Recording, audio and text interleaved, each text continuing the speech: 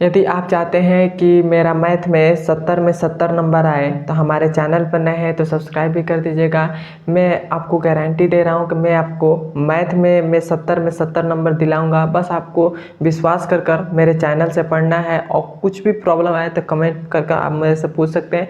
मैं आधे घंटे के अंदर रिप्लाई दे दूँगा। अब मैं आपको गारंटी देता हूँ कि मैं आपको 70 में 70 नंबर की तैयारी कराऊँगा। अभी तो केवल हम अपना सिलेबस कंप्लीट कर रहे हैं। जब हमारा सिलेबस कंप्लीट हो जाएगा तब मैं आपको हर एक चैप्टर से इम्पोर्टेंट क्वेश्चन कराऊंगा। जब हमारे पास हर एक चैप्टर से इम्पोर्टेंट क्वेश्चन ख़त्म हो जाएगा, मतलब वो जब हम करा देंगे तो उसके बाद हर चैप्टर से मतलब सभी एक मिक्स हम इम्पोर्टेंट क्वेश्चन देंगे। उसके बाद जब हमारा वो ख़त्म हो जाएगा तो मैं आपको 20 से 25 मॉडल पेपर कराऊंगा, जिससे आपका मैथ में 70 में 70 नंबर आ जाएगा। और मैथ के आपको बहुत ही बेस्ट में तरीके से, मतलब बहुत ही सरल तरीके से मैं आपको 70 में 70 नंबर दिला दूँगा। बहुत ही अच्छे तरीके से मैं आपको तैयारी करा दूंगा केवल मैथ का। तो आप हमारे चैनल पर नए हैं तो सब्सक्राइब भी कर दीजिएगा। और आज की इस वीडियो में हम पढ़ेंगे क्लास 10th मैथ, जो हमारा तीसरा नंबर चैप्टर है, दो चर वाले रैखिक समीकरण युग्म, उसका प्रश्नावली नंबर 3.2। ये पूरा नए वाले एनसीईआरटी में 3.2 है, लेकिन पुराने वाले एनसीईआरटी में 3.3 है। तो हम नए वाले एनसीईआरटी की बुक से हम पढ़ा रहे हैं, क्योंकि पुराने वाले एनसीईआरटी से मतलब 2023 और 24 के सिलेबस से और 2024 और 25 के सिलेबस में बहुत से अंतर है। मतलब बहुत से सिलेबस हैं जो हमारा कट गए हैं, एक्सरसाइज जो हैं वो कट गए हैं, तो इसीलिए मैं नए वाले एनसीईआरटी से पढ़ा रहा हूँ। तो नए वाले एनसीईआरटी में ये 3.2 है और पुराने वाले एनसीईआरटी में 3.3 है। आपको क्लियर हो गया? तो हम सबसे पहले तो जानेंगे कि हम 3.2 में हम क्या पढ़ेंगे। तो 3.2 में हम पढ़ेंगे प्रतिस्थापन विधि। सबसे पहले हम जानेंगे प्रतिस्थापन विधि। मतलब प्रतिस्थापन विधि से हम मतलब हमें कोई क्वेश्चन देते हैं, हम उसको सॉल्व कैसे करेंगे। तो मैंने अपने तरफ से यहाँ पर हमने दो एग्जाम्पल हमने लिया है और इस दोनों एग्जाम्पल को हम प्रतिस्थापन विधि से हल करेंगे। अब मैं आपको बहुत ही आसान तरीके से, एकदम सरल तरीके से मैं आपको समझाऊंगा और आपको मैं गारंटी देता हूं कि आपको समझ में आने लगेगा।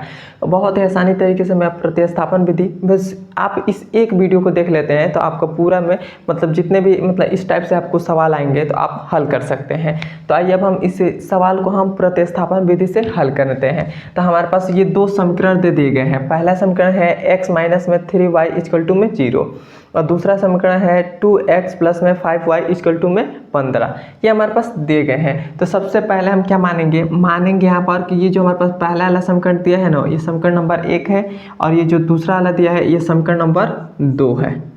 हम पहले अब यह मानेंगे, हमने पहले यह मान लिया। अब हम उसके बाद क्या करेंगे, हम प्रतिस्थापन विधि में करते हैं कि दोनों समीकरण में से किसी भी एक समीकरण से हम x या y का मान निकाल लेते हैं। क्या करते हैं, पहले हम दोनों समीकरण में से किसी में से भी, मतलब दो हमारे पास समीकरण है तो इन दोनों समीकरण में से कोई भी एक समीकरण से हम x का मान निकाल लें या y का मान निकाल लें पहले। तो हम सबसे पहले देखते हैं कि हमारे पास x का गुणांक मतलब 1 रहता है ना, हम वहीं से x का मान निकालते हैं। तो आप देखिए मतलब वहीं से, मतलब कहीं से भी आप इसमें से दोनों में से किसी में से भी x का मान निकाल सकते हैं या y का मान निकाल सकते हैं, उससे कोई प्रॉब्लम नहीं। लेकिन हम पहले वाले समीकरण से निकाल रहे हैं x का मान, क्योंकि हमारे पास पहले वाले समीकरण बस हम केवल माइनस का 3y को हम इक्वल टू को इधर भेज देंगे तो हमारे पास तुरंत x का मान निकल जाएगा। तो हम पहले आसान तरीके खोजते हैं कि कौन सा हमारा कहाँ हम रखें कि हमें आसान पड़ जाए। तो हम यहाँ से निकालेंगे x का मान। तो हमने यहाँ से x का मान निकालेंगे तो हमारे पास इधर माइनस का 3y है तो इक्वल टू का इधर आएगा तो क्या हो जाएगा, प्लस का 3y हो जाएगा। तो ये हो जाएगा 3y, यह हो गया। और ये जो हमारे पास समीकरण आया ये समीकरण नंबर 3 हो जाएगा। हमने कुछ भी नहीं किया, हम सबसे पहले देखेंगे दो समीकरण हमारे पास दिया है तो उन दोनों समीकरण में से किसी भी एक समीकरण से x का मान निकाल लें या y का मान निकाल लें। तो हम यहाँ से x का मान हम पहले निकाले हैं, तो x का मान हमने निकाल दिया। अब हमने जिस समीकरण से x का मान निकाला है उस समीकरण को छोड़ देंगे और उसके जो दूसरा वाला समीकरण है उसमें हम x का मान रखेंगे। तो हमारे पास इस समीकरण से हमने x का मान निकाला था और ये हमारे पास समीकरण बच रहा है। तो हम क्या करेंगे, ये जो हमारे पास x का मान आया है ना 3y, इस 3y को समीकरण नंबर 2 में रख देंगे। तो यहाँ पर लिखेंगे समीकरण 2 में x का मान रखने पर। अब हम क्या करेंगे, समीकरण नंबर 2 में x का मान रखेंगे। तो समीकरण नंबर 2 हमारा ये है और ये जो हमारे पास x है, इसमें x का मान हम रखेंगे। x का मान क्या है, 3y है, तो हम x की जगह पर हम रख देंगे 3y। तो हम रखेंगे तो हमारे पास क्या हो जाएगा 2 और x की जगह पर हमें क्या रखना है 3y, तो ये हो जाएगा 3y। और यहाँ पर प्लस है तो ये हो जाएगा प्लस, और 5y है तो ये हो जाएगा 5y, और इक्वल टू में क्या हो जाएगा 15 हो जाएगा। क्लियर है यहाँ तक। अब हम क्या करेंगे, इसका इसमें गुणा करेंगे तो हमारे पास हो जाएगा 6y, और इधर हमारे पास प्लस में 5y इक्वल टू में 15 है तो 15 हो गया। क्लियर है यहाँ तक। अब हमारे पास देखिए यहाँ पर 6y है, यहाँ पर 5y है, तो क्या करेंगे, इन दोनों को ऐड करेंगे तो हमारे पास कितना हो जाएगा 11y हो जाएगा। इधर हमारे पास 15 है तो ये हो जाएगा 15। अब हम क्या करेंगे, अब हम ये जो हमारे पास 11 है ना, इस 11 को हम इक्वल टू का इधर भेजेंगे। तो जब हम इस इक्वल टू के इधर भेजेंगे तो इधर हमारे पास क्या है, गुणा में है, तो इधर आएगा तो क्या हो जाएगा, भाग में हो जाएगा। तो ये हमारे पास क्या हो जाएगा, पता नहीं नीचे आपको दिखाई दे रहा है कि नहीं, यहाँ पर हम लिख दे रहे हैं, चाहिए यहीं पर हम लिख दे रहे हैं ऐसे। जब हम इस 11 को हम इधर भेजेंगे तो इधर गुणा में है, तो इधर आएगा तो क्या हो जाएगा, भाग में हो जाएगा। तो y बराबर क्या आ जाएगा 15/11। तो 15/11। तब हमारे पास y का मान निकल गया 15/11।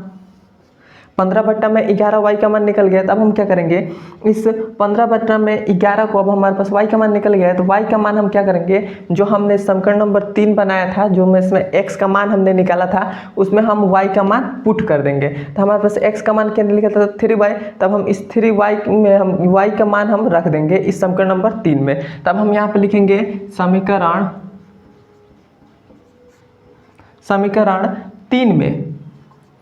3 में y का मान रखने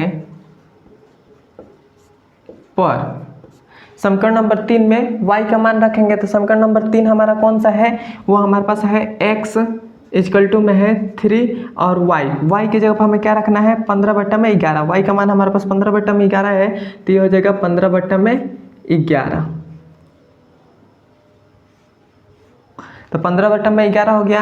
अब हमारे पास क्या हो जाएगा, 15 तो ये कितना हो जाएगा 45 हो जाएगा, तो ये हो जाएगा 45 और बटा में 11 है तो ये हो जाएगा 11। तो हमारे पास इस x का मान भी आ गया और y का मान आ गया। और जब हमारे पास x और y का मान आ जाता है तो यही हमारा आंसर हो जाएगा। क्लियर है यहाँ तक।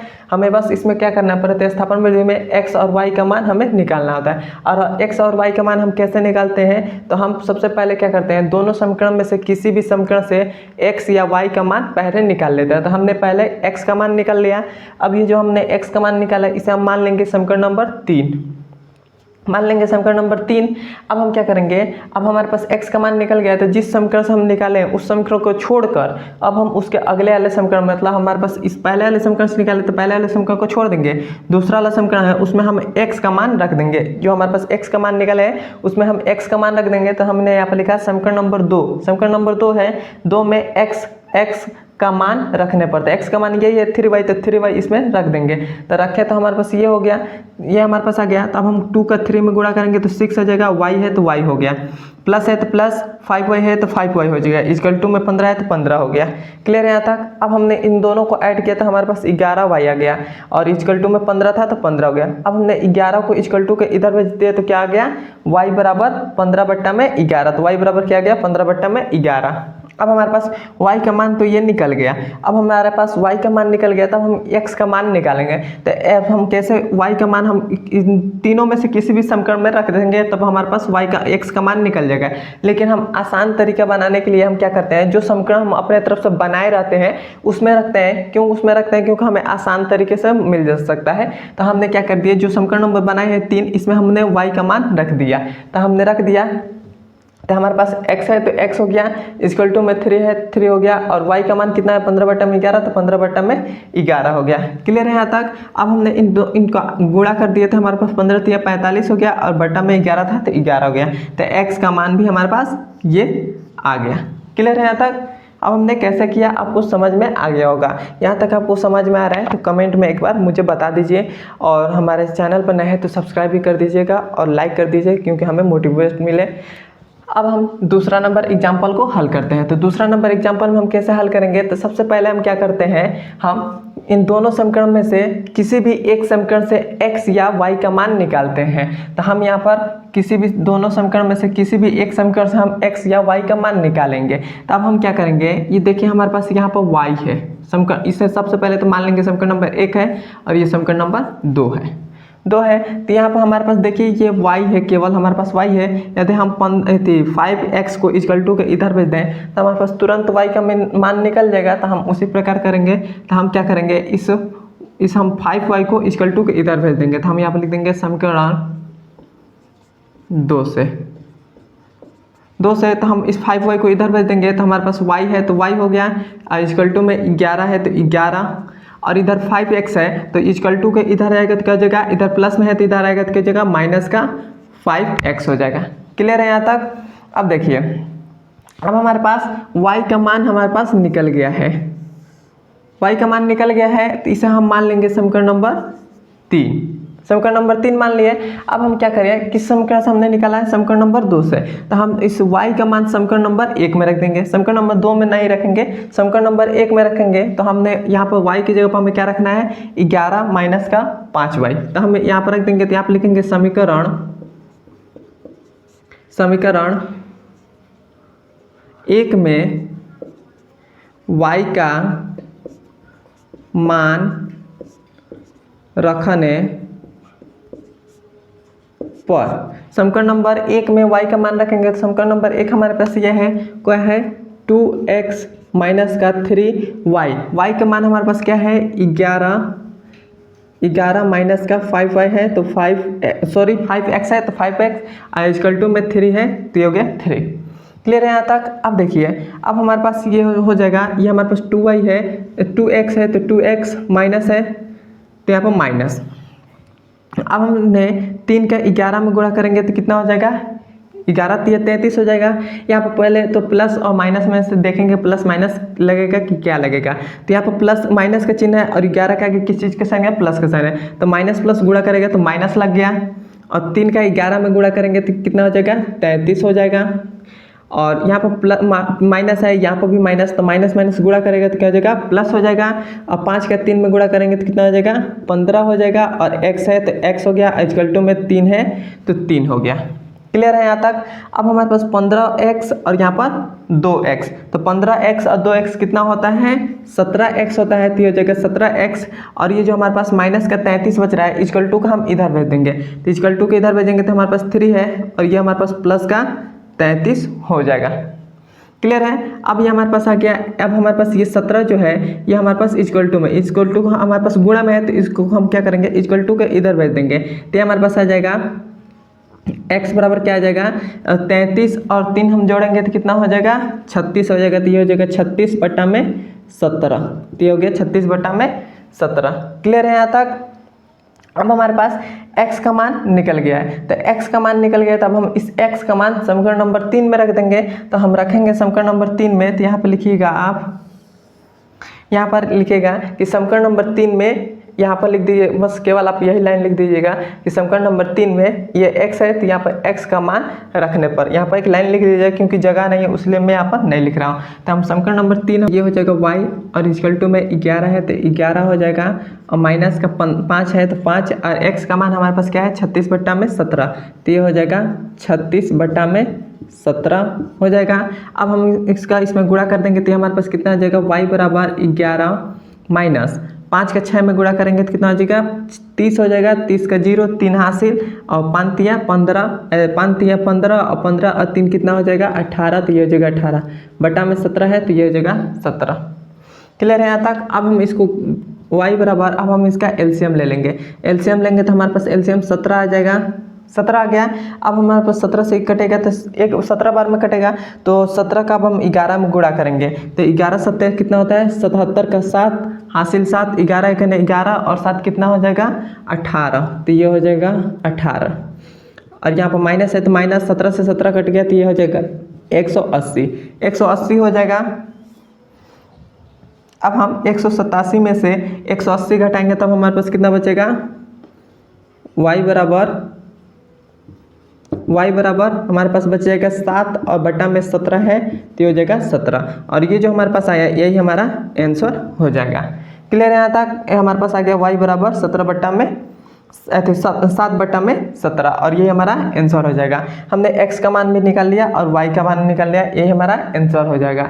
बस इसमें कुछ करना नहीं होता है, बस इसमें प्रतिस्थापन विधि में हम बस x और y का मान निकल जाए वही हमारा आंसर हो जाएगा। क्लियर है यहाँ तक? यहाँ तक आपको समझ में आया है तो कमेंट बताइए, और हमारे चैनल पर नए हैं तो सब्सक्राइब भी कर दीजिएगा, और अभी तक नए हमारे इंस्टाग्राम को आपने फॉलो नहीं किया है तो फॉलो कर लीजिए, क्योंकि आप सभी के लिए हम वहाँ पर मोटिवेशनल वीडियो डालते हैं जिससे आप मोटिवेट रहें। अब हम मिलते हैं इसके अगले नंबर वीडियो में। धन्यवाद।